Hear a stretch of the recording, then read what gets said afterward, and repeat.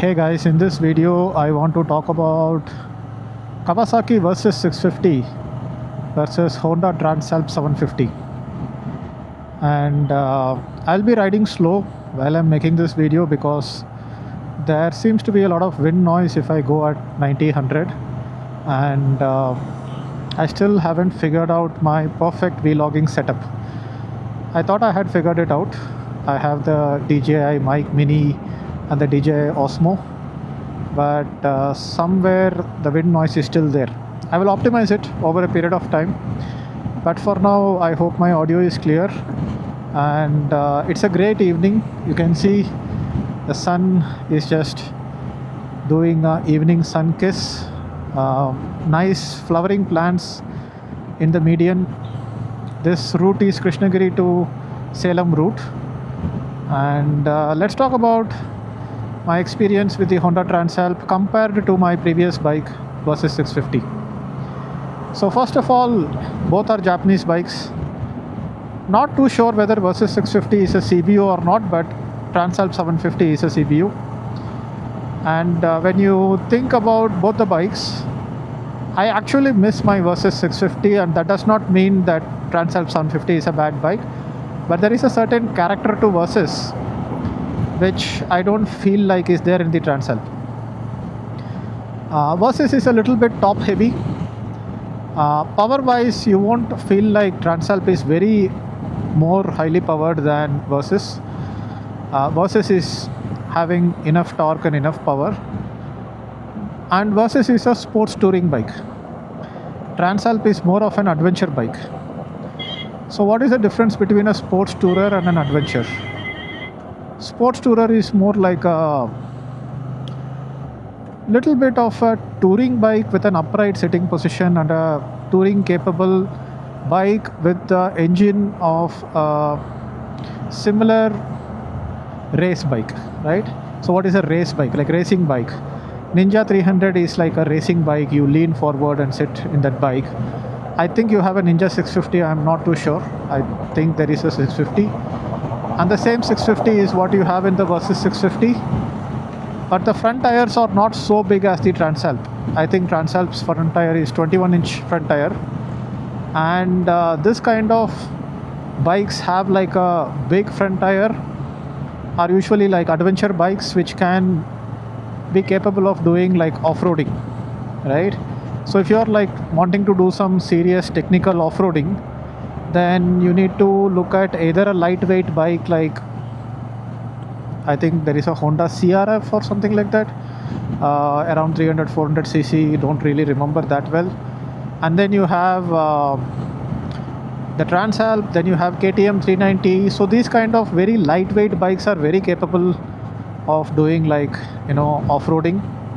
And some people like want to do that technical off-roading, right? You are like going through slush, mud, you are wearing a little bit of a different kind of gear while you are doing such off-road things. It's not like a touring focused thing. But Transalp 750, even though it is more like a adventure bike which is capable of doing off-road, it is really capable when it comes to touring. And one of the reasons that I upgraded from Versys 650 to Transalp was that the weight balance in Versys is not that well done, right? When you look at the weight balance of the Versys, it will be a little bit top heavy. Like for example, if you want to take a U-turn, then you have to like think twice about it. The bike will pull you on one side. When you look at Transalp, and when you look at Tiger 900, when you look at 1300 GS, 900 GS, so all these bikes have like a little bit low center of gravity, and the weight balancing is done a little bit better than bikes like Versys 650 or Versys 1000. Recently I had a chance to do a test ride of a Versys 1000, and I felt like it's a great mile muncher. If you are going on roads like this and just going, you might not really feel so much of a difference between a bike like this and a top heavy bike like that. But in India we can say that we have maybe 70% road and 30% is off-road. Maybe in the stretch that I am doing today, it's more like 80 to 90% road, and then it is off-road.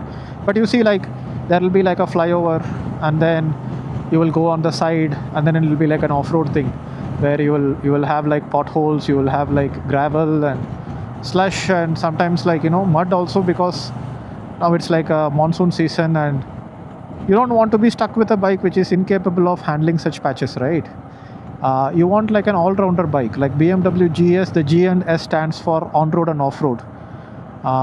If you look at an old ad of a Nissan X-Trail, you will see that Nissan X-Trail was advertised as being capable of both on-road and off-road. And Nissan X-Trail is not like really famous right now, but 10 years back, 10-15 years back, our family, we got like a Nissan X-Trail. My dad purchased a Nissan X-Trail in his name, and at that time I was kind of getting more inclined towards cars. I think I was a little bit stupid at that time, because again I was looking at fame, or not fame, but little bit of an ego driven decision to get like a very big SUV, right? It looks cool, it looks rugged, the same kind of mindset that people have when they choose a Thar. Like, nobody buys a Thar to actually go to like proper off-road trail or whatever, right? Thar just looks like a rugged car, so they think that people will think that they are rugged, right? So that kind of factor kind of drove me towards buying a Nissan X-Trail. People buy maybe Wrangler, Jeep Wrangler for the same reason. People buy probably Mercedes G-Wagon for the same reason, right? Looks tough, and they think that people will think that they are tough, but they are just delicate and fragile like the all of us, right? So, but when it comes to bikes, we are not buying it for any kind of ego or what people will think of the us kind of thing, right? Yes, you want the bike to look good because you will park the bike and look at the bike, but you are not buying a bike because somebody will think that you are riding a cool bike. Maybe there are people who buy Harley Davidsons and put like a Screaming Eagle exhaust. They want people to look at them, and that's why when you see some Harley Davidson riders, they won't wear like a full face helmet. They will wear like a half face helmet. And if you look at some riders in the US, they will not even wear like a jacket. They will have like a sleeveless thing, and then they will have like tattoos. It's all like about the cool looking factor. So when it comes to bikes, at least if you are watching this video, and my mindset is not to buy a bike for looking cool. I don't want people to like even know who I am, right? I am wearing a helmet and I have my visor down. I'm an anonymous guy.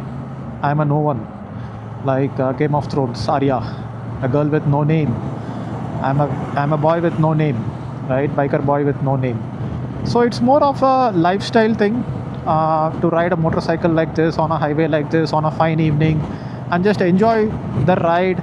Maybe maybe go on a group ride and meet some new people and have fun with them. And even if you look at riding groups, most of the riding groups, you will see that people are really humble. Like, somebody might have like a net worth of 200 crores, but you would not know that because when it comes to riding bikes on the road, everybody is like the same, right? We are not like trying to put ourselves into a hierarchy of who is a bigger guy, who is a smaller guy.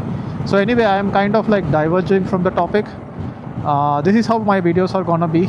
I'm not gonna be like this professional reviewer.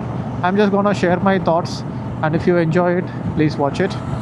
So yeah, so that way, when I used to ride my Kawasaki Versys in this road so many times, right around 110 120 kmph, the engine will feel so smooth, so silent, that you will feel like the engine is not there at all. It's just like some invisible force pushing you. I don't get that kind of smoothness and engine refinement in the Transalp. Like, for example, if I try to accelerate from 80 to, let's say, 120, let's do it right now, right? There is a little bit of grunt. I wouldn't necessarily call it a vibration. There is a little bit of grunt, but that grunt won't be there in Versys, right? But I can live with the Transalp because it's very smooth and the weight balance is so good. It makes you feel more confident. That was the number one thing that I told Srijit from Bike and Biker, who asked me to test ride Transalp. And I told him that I felt way more confident on this bike than I was in a Versys. Obviously, Versys was making me feel way more confident than my previous ugly, stupid Harley Davidson Street 750. I still cringe about that decision of buying that bike. I fell from that bike once. It does not even have an ABS, but with a 750cc engine, imagine having a 750cc V-twin engine without ABS. I mean, like, who does that? And I was stupid enough to even buy that bike, right? It was the first set of Harley Davidsons coming to India, the Street 750 without ABS. Cost cutting they did, and did not care about the lives of people who would buy a Harley. So anyway, back to the point of Versys and Transalp. Do I miss the Versys? Yes. If I have a lot of money, will I also buy a Versys? Yes. I will keep both the bikes, but generally bikers recommend not to have two bikes, especially two touring bikes, because you will always just pick one, and one will be just lying in your basement and you will never use it. So especially if I am going to some hill station, if I am going through twisty roads, I am way more confident on this bike than Versys. Versys you can get for around 10 lakhs. Transalp you will end up spending around 15.5 lakhs without accessories. And why 15.5? Because it will be 14 lakh on road, Karnataka registration, but you have to upgrade your Transalp to tubeless rims, and the tubeless rims will cost you another 1.5 1.6 lakh, because the showroom people will take the tubeless rims of Africa Twin and install it on Transalp. So they say that for off-roading maybe it's a tube tires are better, but we are not doing like really technical off-roading, so we are just doing touring with these bikes. So you can't have a tube tire, right? If you have a puncture, you can't go to a local puncture shop and fix it. You can't fix it yourself, because the local puncture shop guy will not know how to remove the tire, the entire assembly, and put it back. He might not do it well also. But if it's a tubeless tire, you can just fix the puncture yourself. I personally don't know how to fix the puncture yet, but I will learn about it pretty soon. But yeah, anyway, so that's the overall thoughts about Versys 650 versus Transalp. 50% more costly than the Versys, but if you can afford it, definitely go for the Transalp instead of the Versys.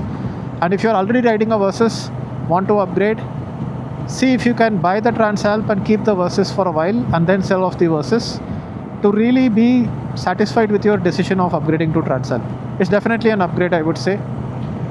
And yeah, that's about it for today. Thanks for watching this video. Beautiful evening, pretty green surroundings, very nice road.